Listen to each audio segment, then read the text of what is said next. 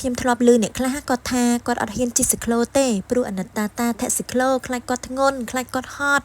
តែខ្ញុំចង់បកស្រាយចេះវិញបងប្អូនការដែលយើងជិះស៊ីក្លូមិនមែនជាបន្ទុកសម្រាប់គាត់ឡើយផ្ទុយទៅវិញគឺយើងបានជួយឲ្យលោកតាដែលរត់ស៊ីក្លូគាត់មានចំណូលគាត់មានការងារធ្វើមានមោទនភាពចំពោះការងាររបស់គាត់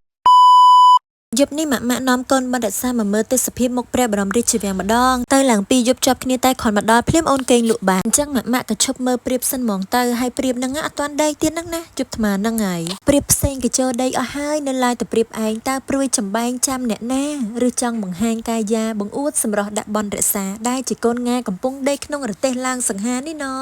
យីតែជាចេញកំណើតបណ្ណាឆ្កុយទៅវិញបងប្អូនអេព្រាបអ្នកដែលពួនចឹងហ៎យកไปណាគាត់ព្រឹងហ្នឹងចឹងដែរមិនក៏អត់ដែរពួនចឹងយកไปណាហេចឹង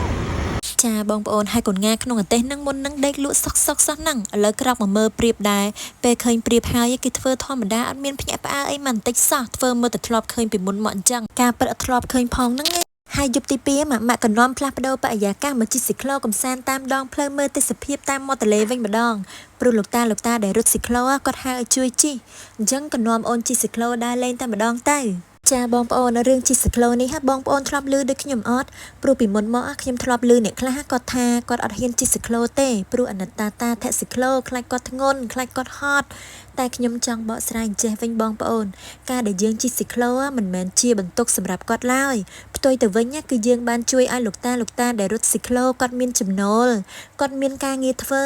មានមោទនភាពចំពោះការងាររបស់គាត់ព្រោះនេះគឺជាអាជីពរបស់គាត់មិនមែនការងារកំសាន្តឡើយអាជីពដែលយកកម្លាំងទៅបដូរយកប្រាក់ដែលស្មោះត្រង់មិនកេងប្រវ័ញ្ចមិនបៀតបៀនអ្នកណាឡើយដូច្នេះហើយជំនួសឲ្យការដែលខ្លាចថាគាត់ហត់គាត់នឿយអាណិតគាត់មិនហ៊ានជិះស៊ីក្លូគាត់ឲ្យដើរហួសទៅខ្ញុំចង់ឲ្យបងប្អូនបដូរការគិតរួចបើកចិត្តសាកងាកមកជិះស៊ីក្លូគាត់គាំទ្រគាត់គាំទ្រអាជីពសុចរិតមួយនេះវិញកុំបណ្ដោយឲ្យការអាណិតអាសូរធ្វើឲ្យពួកគាត់អត់មានការងារធ្វើបាត់បង់ចំណូលចិញ្ចឹមខ្លួនឯងនិងក្រុមគ្រួសារគាត់ព្រោះការជិះស៊ីក្លូគឺជាការផ្ដល់កិត្តិយសនិងការគាំទ្រយ៉ាងកក់ក្ដៅគឺជាការបញ្ជូនស្នាមញញឹមទៅកាន់ក្រុមគ្រួសាររបស់ពួកគាត់ផងដែរបើសិនបងប្អូនចូលចិត្តវីដេអូនេះសូមចែករំលែកទៅកាន់មនុស្សជាទីស្រឡាញ់ឲ្យពួកគាត់បានឃើញផងជាចុងក្រោយកុំភ្លេចចុច follow ឬ subscribe អូនបានរក្សាផងណាជួបគ្នានៅវីដេអូក្រោយៗទៀត